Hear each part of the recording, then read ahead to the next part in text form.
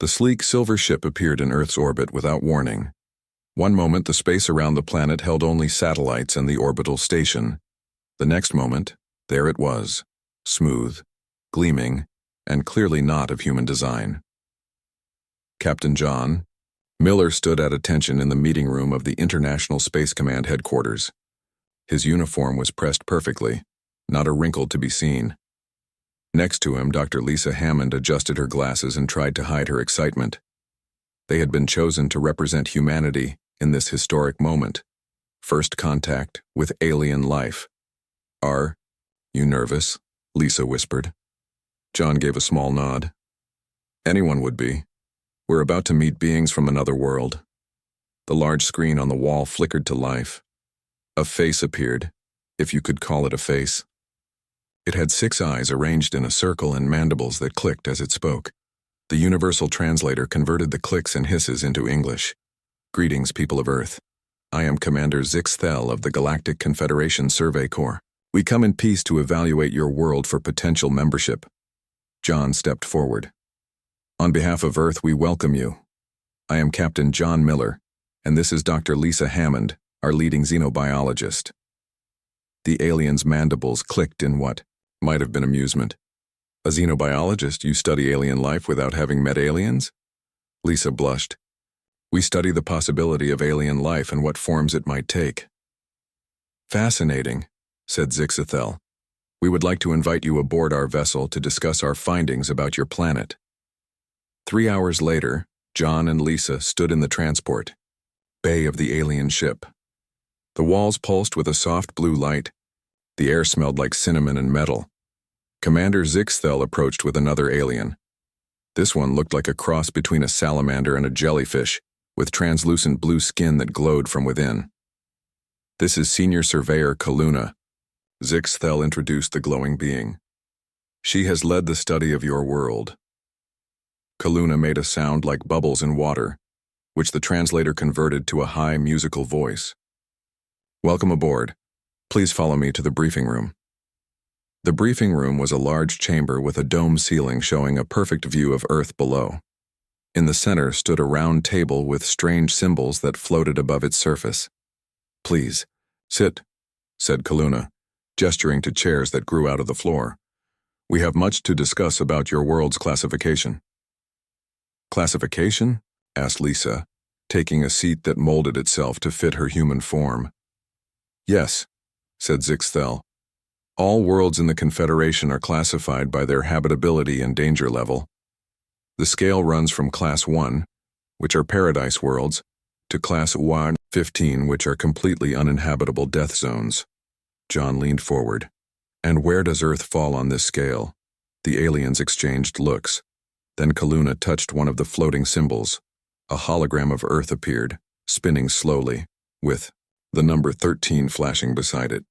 "Earth has been designated a Class 13 death world," she said calmly. Lisa almost choked. "A what?" "A death world," repeated Zixthel. "A planet with exceptionally dangerous conditions that most galactic species would find immediately life-threatening." John frowned. "There must be some mistake. Earth is quite hospitable." "To you, perhaps," said Kaluna. "You evolved here. But by Confederation standards, your world is extremely hazardous." "In what way?" asked Lisa, her scientific curiosity overcoming her shock. Kaluna touched more symbols, and the hologram changed to show various scenes from Earth. "First, your temperature range is extreme, from 40 degrees Celsius to over 50 degrees in some regions. Most species cannot survive such variation." "That's just weather," said John. "We adapt. Your atmosphere contains oxygen at levels toxic to 70% of Confederation species," continued Kaluna. "Your solar radiation would cause severe damage to 85% of known species without protection." Lisa took notes on her tablet. "That's fascinating. What else?" "Your planet experiences constant geological activity, earthquakes, volcanic eruptions. Your weather systems include destructive phenomena like hurricanes and tornadoes. Your gravity is higher than 60% of inhabited worlds." John shrugged. "It's home to us.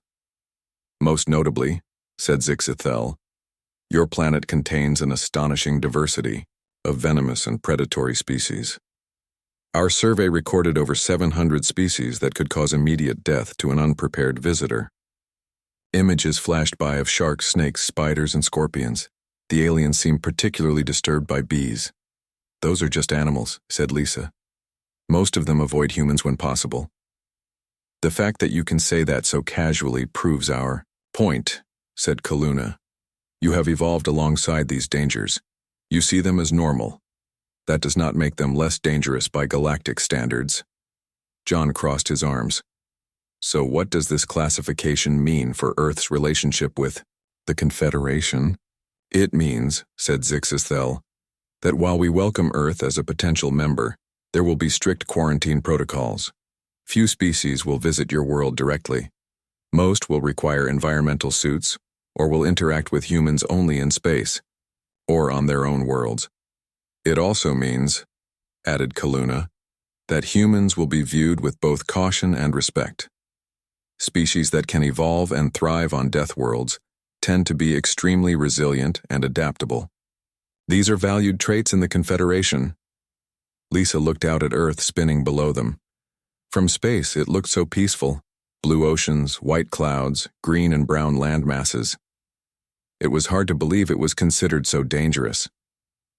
I would like to know more about your criteria, she said. Perhaps I could share information about Earth's ecosystems that might help you understand them better. Certainly, said Kaluna. We would welcome more detailed information. The more we understand about your world, the better we can integrate your species into the galactic community. Speaking of understanding, said John, we should inform our governments about this classification. It will affect our diplomatic approach. The meeting continued for hours. Lisa shared information about Earth's biomes and how humans had adapted to them. The aliens shared basic information about the Confederation, dozens of species living together, across thousands of worlds. They explained the benefits of membership, scientific knowledge, cultural exchange, and protection from hostile forces. As the humans prepared to return to Earth, Commander Zixithel made a final comment. I must admit, for beings from a Class 13 world, you seem remarkably gentle, John smiled. We've had a long time to civilize ourselves, Commander. But believe me, when threatened, humans can be as dangerous as our world. The aliens' mandibles clicked. Let us hope it never comes to that. Little did they know that their definition of dangerous was about to be thoroughly revised once they learned more about a certain continent down under. A week passed since the first meeting with the aliens. Earth governments worked together to form a special team for the next round of talks. This time, they would meet in a specially built room in the United Nations building in New York. The room buzzed with energy as scientists and diplomats prepared for the arrival of the alien delegation. Captain John Miller stood near the door, watching as Dr. Lisa Hammond arranged her presentation materials. Do you think we can convince them to lower our classification? John asked. Lisa shrugged. I doubt it. From what they told us, the classification system is based on hard data, but maybe we can help them understand us better. The doors opened. Commander Zixithel entered, followed by Senior Surveyor Kaluna. This time they brought 3 more aliens with them. One looked like a tall, thin tree with eyes embedded in its bark. Another resembled a beach ball covered in short purple fur. The third was small, about the size of a house cat with large ears and a long snout. Welcome back to Earth, said John, stepping forward. Thank you for hosting us, said Zixithel. Allow me to introduce our specialists. This is botanical expert Trilon. The tree-like being bowed slightly. Environmental analyst Puffkin. The furry ball bobbed in the air. And junior surveyor, Meep, our biological threat assessment officer.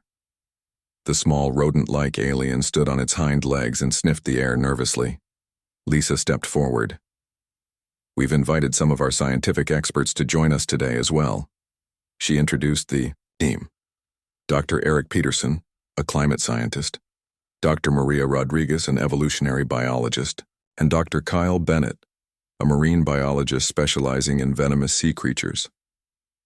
I'm particularly excited to learn more about your world's ecosystems, said Trilon in a deep, slow voice. Our initial survey was quite brief. We've prepared presentations on Earth's major biomes, said Lisa.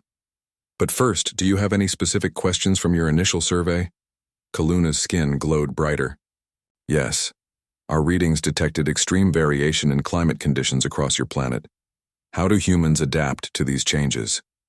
Dr. Peterson took that question, explaining about clothing, housing, and technology that helped humans live in everything from deserts to Arctic regions. The aliens seemed impressed at humanity's adaptability. You mentioned that humans evolved alongside many dangerous predators, said Lisa. Dr. Bennett can tell you more about that. He studies some of Earth's most venomous creatures. Dr. Bennett stood up, a friendly smile on his tanned face. My specialty is marine biology, particularly box jellyfish off the coast of Australia. These creatures have some of the most potent venom on our planet. Suddenly, the room went completely silent. The aliens froze. Junior Surveyor Meep's fur stood straight up. Did you say Australia? Asked Zixithel slowly. Dr. Bennett looked confused. Yes, it's one of our continents, in the southern hemisphere. And you study creatures there? Personally? Asked Kaluna, her glow pulsing rapidly. Yes, I've spent years doing fieldwork there. Beautiful country, though you do have to watch out for the wildlife. Junior Surveyor Meep made a high-pitched squeaking sound and scurried behind Puffkin. Zixthel's mandibles clicked rapidly. We need all information about this Australia immediately. The humans exchanged puzzled looks. John stepped forward. Is there a problem? Our initial survey detected a region with unusually high concentrations of lethal organisms, but we did not realize it was an entire continent where humans regularly live, said Kaluna. Dr. Rodriguez pulled up a map on the large screen. Australia is here. It's home to about 25 million people. People live there? Voluntarily? Asked Trilon, his bark visibly paling. Of course, said Dr. Bennett. I've lived there most of my life. Show us these organisms you study, demanded Zixithel. Dr. Bennett brought up images of box jellyfish, their long tentacles drifting in ocean currents. Their venom can kill a human in minutes if not treated. Meep peeked out from behind Puffkin, then quickly hid again. What other creatures inhabit this Australia? Asked Kaluna. The humans took turns showing pictures. Saltwater crocodiles, funnel web spiders, blue-ringed octopuses, inland taipan snakes, bull sharks, and great white sharks. The inland taipan is considered the most venomous land snake in the world, explained Dr. Rodriguez. One bite contains enough venom to kill about 100 adult humans. Meep fainted. Puffkin quickly expanded, creating a soft landing spot for the small alien. Is Meep okay? Asked John, concerned. Junior Surveyor. Meep's species evolved on a Class 3 world with no predators, explained Zixithel. This information is distressing. Dr. Bennett looked guilty. I didn't mean to upset anyone. Should I continue? Yes, said Kaluna firmly. We need complete information. Dr. Bennett showed more images. Redback spiders, stonefish, cone snails, cassowaries, and finally kangaroos. Kangaroos aren't venomous, he explained, but they can be dangerous if provoked. They can kick with enough force to break bones.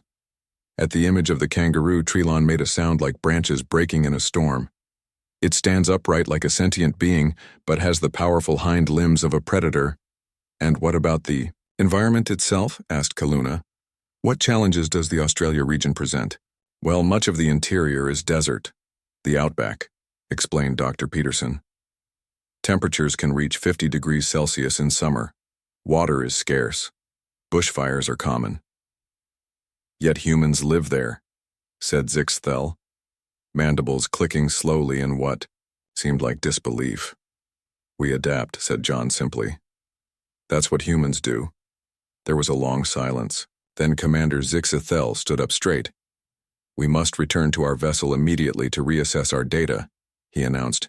This information changes our understanding of your species significantly. Did we say something wrong? Asked Lisa. No, said Kaluna, her glow now a deep blue. You have been very helpful. Too helpful, perhaps. The aliens gathered their equipment quickly. Puffkin gently carried the still unconscious Meep. We will contact you again within your planetary rotation, said Zixthel. There are adjustments to be made to your classification.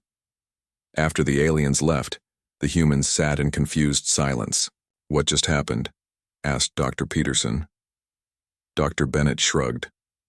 I think I scared them with the box jellyfish. No, said John slowly. I think they were scared of all of it. They were scared of Australia. That's ridiculous, said Dr. Rodriguez. Australia isn't that bad. To them it must be, said Lisa thoughtfully. Remember, most of these aliens come from worlds with fewer environmental threats. What's normal to us is terrifying to them. John's phone buzzed with a message. His eyes widened as he read it. What is it? Asked Lisa. A message from Zixthel, said John.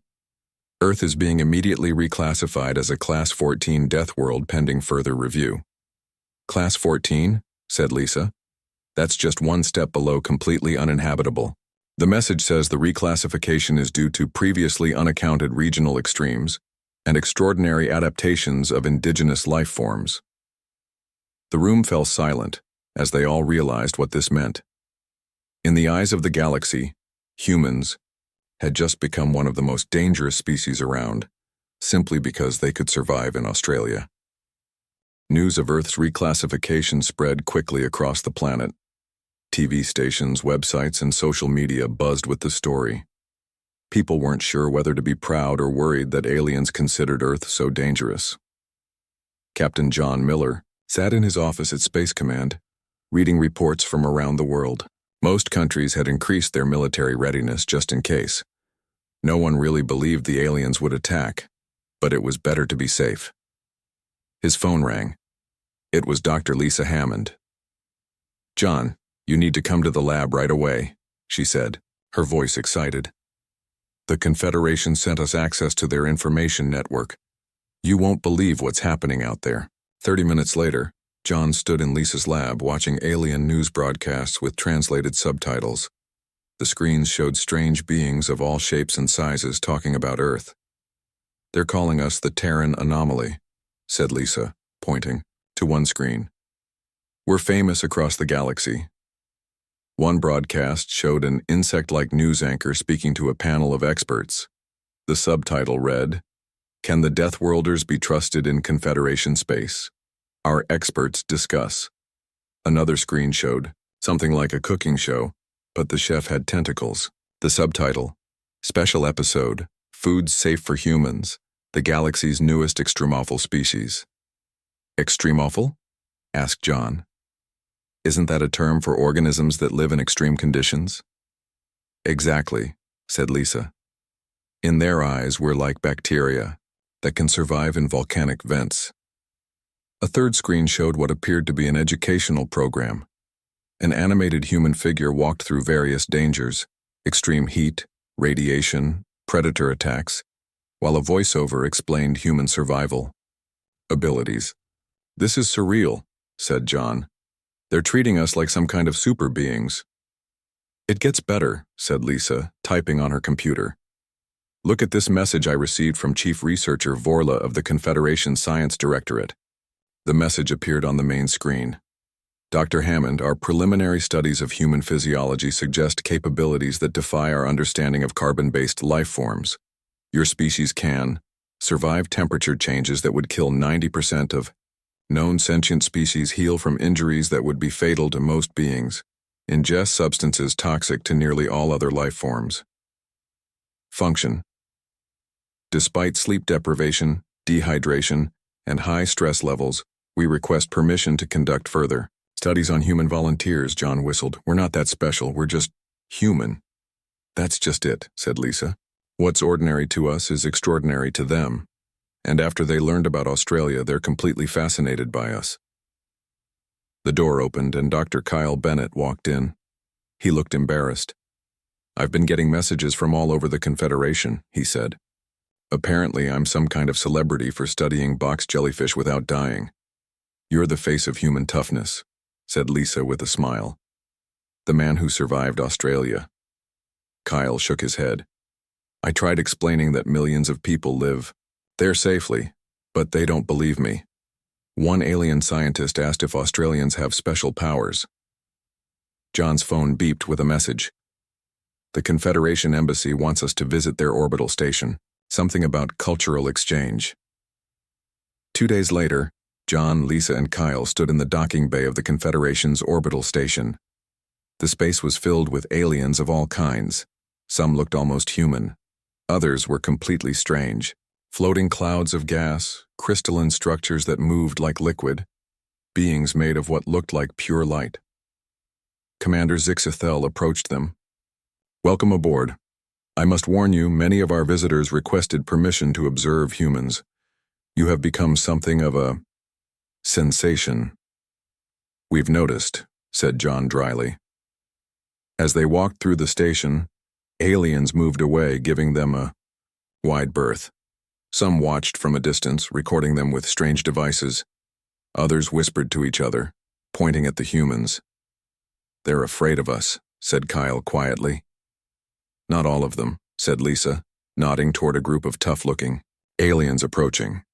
They had thick armored skin and multiple eyes. They walked with confidence. Greetings, Deathworlders, said the leader, a scarred individual with a translator device around its neck. I am Captain Drex of the Vorak Defense Force. We come from a Class 12 world. John straightened his back. Captain John Miller, Earth Space Command. The alien made a gesture that might have been respect. Our worlds are not so different. We too know what it means to evolve in harsh conditions. Though not as harsh as yours, added another Vorak. Especially not this Australia we have heard about.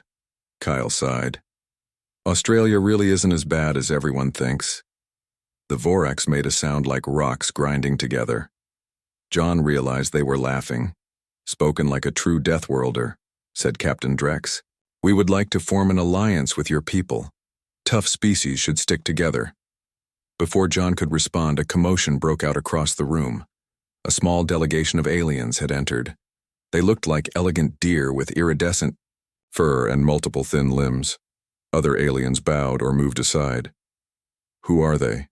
Asked Lisa. Lumerians, whispered Zixthel. From a Class 2 paradise world. They rarely leave their home system.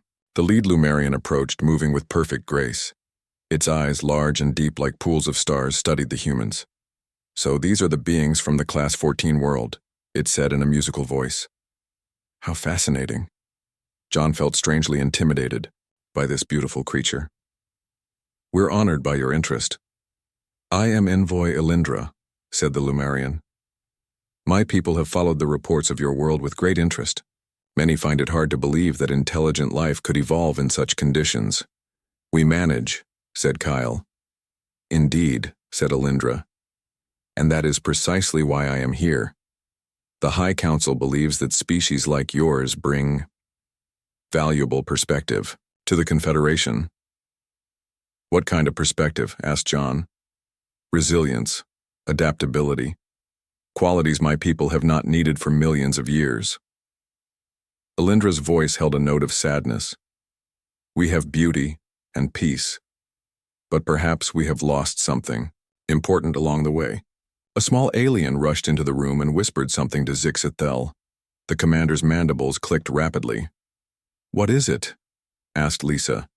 Our scientists have completed their detailed analysis of your planet, said Zixithel. Chief Researcher, Vorla wishes to present the findings immediately. They were led to a large meeting room with a domed ceiling showing the stars. Aliens of many species filled the seats. At the center stood a tall, thin alien with 4 arms and skin that changed, colors like a chameleon. That's Chief Researcher Vorla, whispered Zixithel. Vorla nodded to the humans, then addressed the room. Our comprehensive survey of planet Earth is complete. The data confirms our reclassification to Class 14, primarily due to the region called Australia. Images of Australian wildlife appeared in the air. Spiders, snakes, sharks, and jellyfish. Many aliens flinched or made sounds of distress. However, continued Vorla, skin shifting to a deep blue, the most dangerous species on Earth is not any of these creatures. The image changed to show human beings going about their daily lives. It is the humans themselves. A species that evolved alongside these threats and learned not just to survive but to thrive. John, Lisa, and Kyle exchanged looks. They weren't sure if this was a compliment or a warning. 3 months passed since first contact. Earth had begun trading with several Confederation worlds. Human music, art, and food became popular across the galaxy. Aliens were especially interested in spicy food, which most species found too intense to eat. Earth's orbital station had been expanded with Confederation technology. It now served as Earth's embassy to the stars. Captain John Miller had an office there with a view of his blue planet below.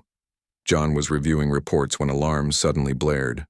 Red lights flashed in the corridor outside his office. He grabbed his tablet and ran to the command center. Lisa Hammond was already there looking at the large screen. It showed several ships approaching Earth. They were not Confederation vessels. "What's happening?" John asked. "We detected these ships exiting. Faster than light travel near Jupiter," said the station commander. "They're heading straight for Earth and not responding to our signals." Commander Zixthel hurried into the room, mandibles clicking nervously. "Those are Vrachnid ships, pirates and raiders. They attack worlds they believe cannot defend themselves." "Pirates?" John frowned. "Why would they attack Earth?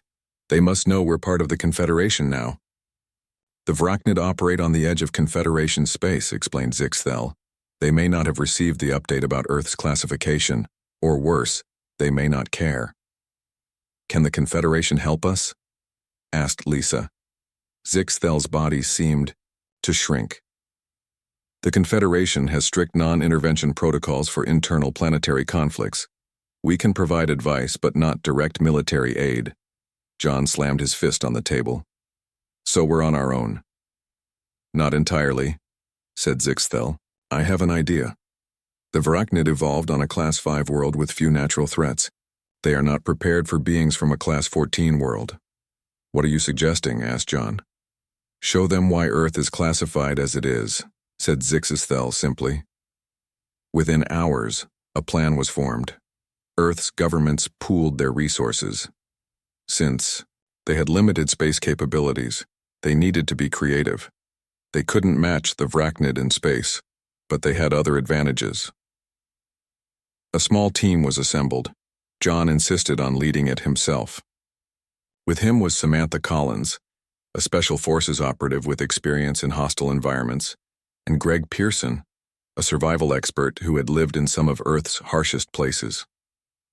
"The mission is simple," John told his team as they prepared.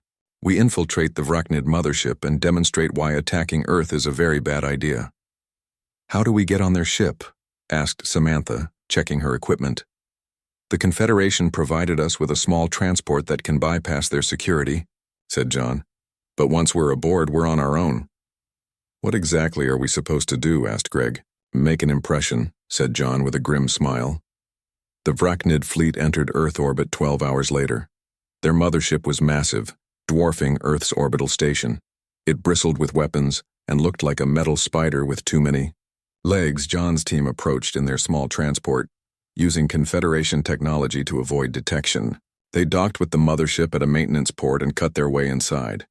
The interior of the ship was hot and humid. The corridors were narrow, designed for beings smaller than humans. The air smelled like rotting fruit. "According to the schematics, the command center should be 3 levels up," whispered John, checking his tablet. They moved quietly through the ship. Twice they had to hide from Vrachnid patrols. The aliens looked like hairless cats walking on 2 legs, with elongated faces and too many teeth. "They don't look that tough," said Samantha. "They rely on technology, not physical strength," said John. "Remember the plan." The team split up. Greg headed for the ship's environmental controls. Samantha made her way to the weapon systems. John continued toward the command center. Greg reached the environmental controls first. Using knowledge provided by the Confederation, he began altering the ship's settings. The temperature dropped rapidly. The humidity level fell. The oxygen content increased. Alarms sounded throughout the ship. The Vracnid, used to warm, wet, low oxygen environments, began to struggle. Meanwhile, Samantha reached the weapons room. Instead of sabotaging the weapons, she simply made her presence known. When the Vracnid guard spotted her, she demonstrated human strength and speed. The aliens had never encountered a being who could move so quickly or hit so hard. Word spread quickly through the ship. An alien creature was aboard, and it was terrifyingly strong and fast. John reached the area near the command center. He could hear the Vracnid leaders panicking, trying to understand what was happening to their ship. The cold was making it hard for them to think. The increased oxygen made them dizzy. John stepped into view of a security camera and waited. It didn't take long. A squad of Vracnid security forces surrounded him, weapons pointed at his head. "Take me to your commander," he said calmly.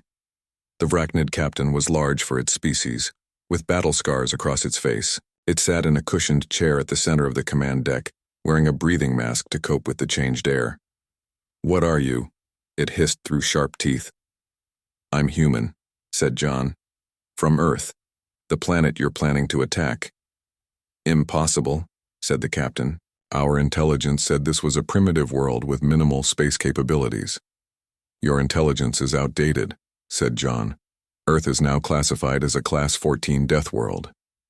Several Vracnid officers made distressed noises. "You lie," said the captain. "No intelligent species evolves on worlds above Class 10. John smiled. "We did, and the 3 humans aboard your ship have already demonstrated some of our abilities. We can withstand your cold, we breathe higher oxygen levels than you can tolerate, and we're stronger and faster than your soldiers." The captain's eyes narrowed. "3? You expect me to believe 3 beings have compromised my entire ship?" At that moment, Samantha was brought in, surrounded by guards. She had a cut on her forehead, but she stood tall and unafraid. "This female defeated 6 of my best guards," said one of the officers, sounding shocked. "And that's just average for our species," said John. "We haven't even shown you what our best can do." Greg's voice came over the ship's communication system. "Captain Miller, I've taken control of their environmental systems. Should I make it colder? I'm quite comfortable at this temperature." The Vracnid captain looked from John to Samantha, then at its shivering officers. "What do you want?" it asked. "Leave Earth space immediately," said John, "and spread the word to all Vracnid that Earth is not to be attacked." "And if we refuse?" Samantha stepped forward. "Then we'll introduce you to some of our Australian wildlife. Have you heard of box jellyfish or perhaps funnel web spiders?" The Vracnid captain didn't know what those creatures were, but something in Samantha's tone made it very nervous. "We will depart," it said finally. "But this is not over, humans." John smiled again. "For your sake, I hope it is." 3 hours later, John, Samantha, and Greg watched from Earth's orbital station as the Vracnid fleet jumped away from the solar system. "Do you think they'll be back?" asked Lisa, who had joined them. "Not anytime soon," said John. "Sometimes reputation is the best defense." Commander Zixathel approached, mandibles clicking in what the humans now recognized as approval. "The Confederation Council is impressed. You defended your world without destroying the Vracnid or violating our protocols. We just gave them a small demonstration of what humans can do," said Samantha. "Indeed," said Zixathel. "And now they will tell others. The legend of the Deathworlders will grow." Greg laughed. "Wait until they hear about our winters in Canada." 6 months after the Vracnid incident, Earth had become a respected member of the Galactic Confederation. The story of how 3 humans drove away an entire pirate fleet had spread across the stars. Now, other species viewed humans with a mixture of fear, respect, and curiosity. Captain John Miller stood in a large meeting hall on Earth. Representatives from over 50 alien species had gathered for the official ceremony marking Earth's full membership in the Confederation. The room buzzed with different languages, translated by small devices everyone wore. Dr. Lisa Hammond joined him, looking elegant in her formal uniform. Can you believe how much has changed in just half a year? John shook his head. From first contact to full membership in record time, all because Australia scared them so much. They both laughed. The Australia effect, as people now called it, had opened doors across the galaxy for humans. Commander Zixithel approached, wearing ceremonial armor that clicked as he walked. Captain Miller, Dr. Hammond, today is a historic occasion. Indeed, it is, said John, though I admit I'm surprised by how quickly the Confederation accepted Earth. Zixthel's mandibles moved in what humans now recognized as a smile. The Confederation values unique abilities. Your species has proven to be exceptionally resourceful. Speaking of resourceful, said Lisa, how is Junior Surveyor Meep? Has he recovered from his fright yet? Meep has requested a permanent assignment to study Earth from a safe distance, said Zixithel. However, he has become quite the expert on your world. He gives lectures about Earth's wildlife to fascinated audiences. A tall, elegant Lumerian approached them. It was Envoy Alindra, now Earth's sponsor in the Confederation Council. The ceremony will begin soon, said Alindra in her musical voice. But first, High Counselor Valix wishes to speak with you privately. John and Lisa exchanged surprised glances. The High Counselor was the leader of the entire Confederation. They followed Alindra to a small room where an ancient-looking alien waited. High Counselor Valix resembled a turtle without a shell, with wrinkled blue skin and wise eyes that had seen thousands of years of galactic history. Greetings, humans, said Valix in a deep, slow voice. I have followed your species' story with great interest. We're honored, High Counselor, said John. Valix gestured to seats near him. Tell me, how does it feel to be known as the most dangerous intelligent species in the Confederation? Lisa smiled. We're still getting used to it.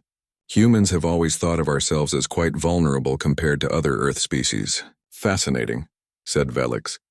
This is precisely why I wish to meet with you. The Confederation needs humans. Needs us? Asked John. For what? For roles that require your unique perspective, said Valix.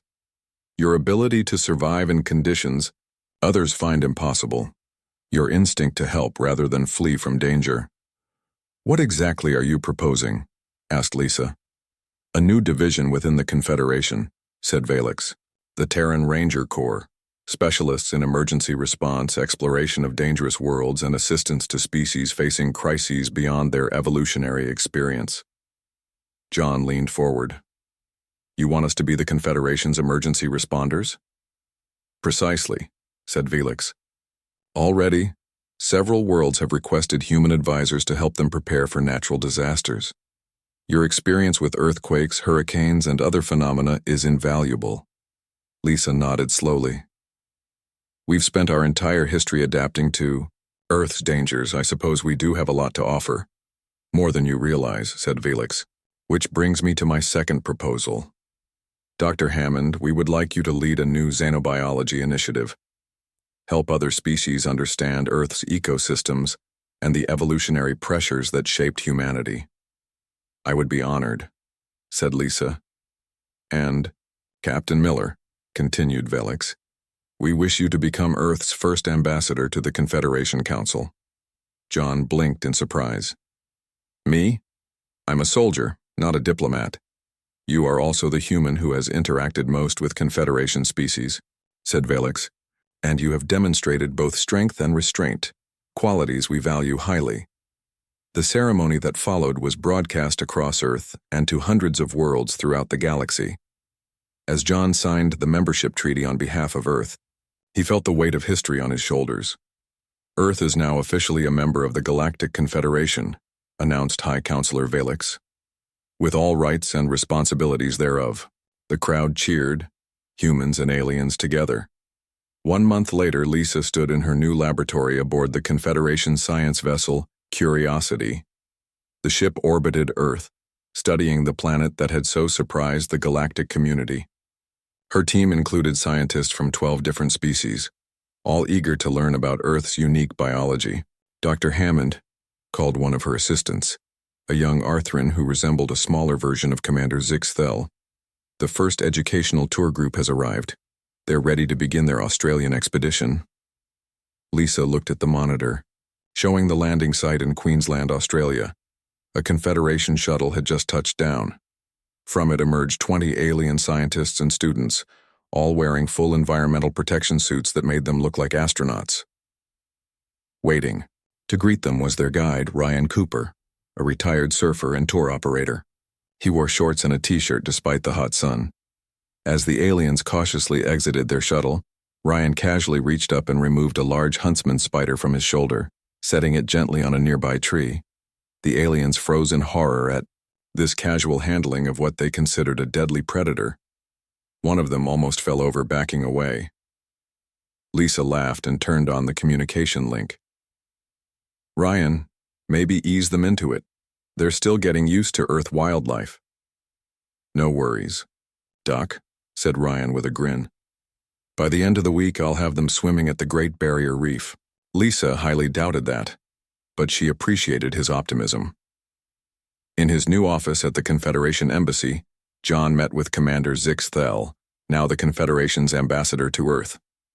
The first human exploration teams are doing well, reported Zixthel. They've helped survey 3 previously inaccessible Class 12 worlds. Good to hear, said John. And how's the Terran Ranger Corps coming along? Exceptionally. Just last week, a team led by Samantha Collins rescued a Vorak mining colony from a volcanic eruption. The miners couldn't believe she entered areas with temperatures that would kill most species. John smiled proudly. Humans have always been at our best when helping others. Zixthel's communication device beeped.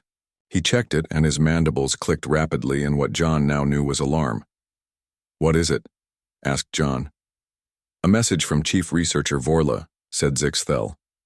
The Science Directorate has just received information about another Earth region that requires immediate evaluation. Which region? Asked John, though he had a suspicion. A place humans call Florida. John put his head in his hands and laughed.